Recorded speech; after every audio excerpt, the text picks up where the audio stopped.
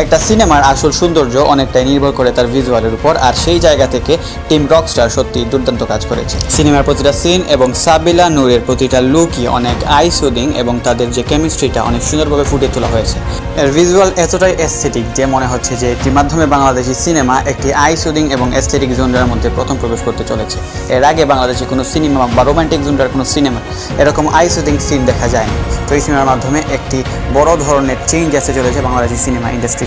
এই সিনেমার মাধ্যমে আজমান রুশোর প্রতি মানুষের ভালোবাসা এবং তার দক্ষতা অনেক বেশি পরিচয় পাওয়া গেছে। এই সিনেমার মাধ্যমে আজমান রুশো দেখিয়ে দিয়েছেন যে বাংলাদেশি সিনেমাতেও এরকম সব ভিজুয়াল এবং এস্থেটিক সিন আনা সম্ভব, এবং এই সিনেমার যে প্রতিটা ন্যাচারাল ভিউ এতটাই রিয়েলিস্টিক এবং এতটাই আইসোদিং, এতটাই এস্থেটিক যে এগুলো আসলে ডিনাই করার কোনো উপায় নেই। প্রতিটা সিনই অরিজিনাল প্লেসে অরিজিনালভাবে এস্থেটিকভাবে ফুটে তোলা হয়েছে, যেটা অবশ্যই hands off to rockstar team.